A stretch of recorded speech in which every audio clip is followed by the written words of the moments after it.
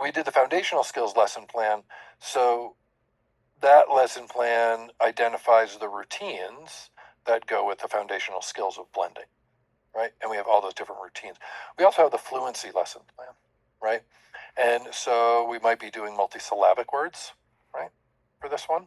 This is for upper grades, where we want to work with students that are focusing on their individual reading skills. And same thing, we have a fluency lesson plan for automaticity and comprehension. So we've got an accuracy plan and a fluency plan or prosody. And you can see that the big difference is here, we're either going to do some vocabulary for story word reading practice, or we're going to do some phrase cued text.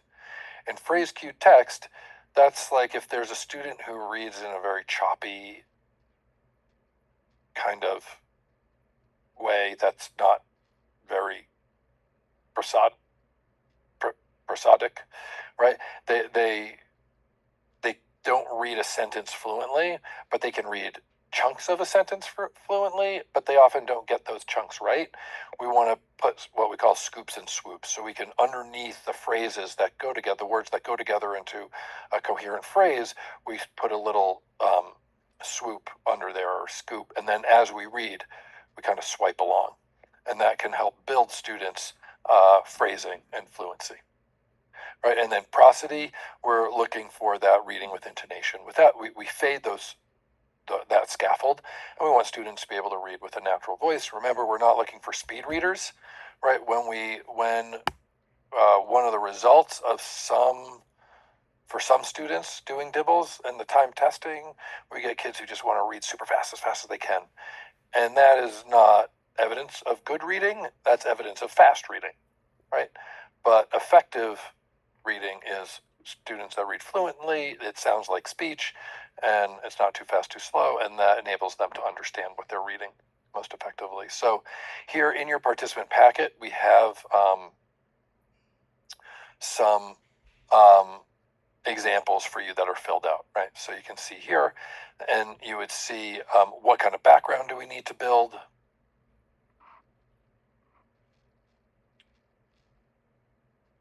Right? What are the vocabulary words that we need to select that we want students to know?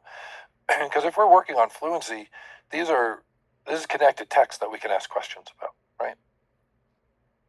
And what are the multisyllabic words that we want to be practicing? And are there specific prefixes, suffixes? Like if we're thinking about morphemic analysis and morphology, do we want to identify specific prefixes, suffixes, or roots that we want to identify for our students that are in the word? And then we have our word reading grid for automaticity. And then if you remember, one of the big reasons for working with our upper grade students, intermediate or higher, is having a purpose for reading. Because what happens when you ask a student to read something over again, right? They're like, oh, I mean, you get the eye roll from like, you know, you think that you asked them to clean their room or something. Um, so we want to make sure that we set the purpose for reading, right? In this one, we're going to read for accuracy. You might read for vocabulary. You might read to answer some specific questions. And as we do multiple readings, we can deepen the level and the content of why we're asking them. What are we asking them to read for? And then finally, we have the text that we're going to be reading. And then instead of a dictation, we have this written or oral response. Students can turn and talk. Maybe they're in a reciprocal teaching group and they're going to write a summary together. Or maybe each student is going to come up with a question that they've generated about the text, right? And so that's going to be very different. It's about response to text. It's not about dictation. Okay. And here is an example of those scoops and swoops, right? We might put some phrases here, and without the scoops and swoops, a student might read, "It's her job to help active people stay healthy." It doesn't make a lot of sense, right? So we put this in as a scaffold. It's her job to help active people stay healthy. And we can do that for them. It's an extra scaffold, puts the words together, and it supports their tracking, of which there's lots of research around eye tracking. And And then as students become more fluent, we reduce that scaffold. First, we give them the same text without the scaffold of the scoops and swoops, and then we start giving them some text that we think they can read fluently on their own. Right? We want to set the purpose, and again, we have a written or oral response. Right? In this one, it's a question.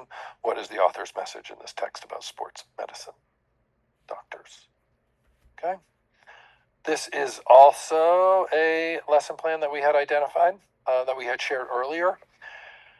And if you remember, this isn't one that we expect teachers to do all the time, right? This is one that really supports the cognitive planning, and it supports teachers to do this and to think about how they're going to use the materials that they have in order to reach the students that are sitting in front of them, right?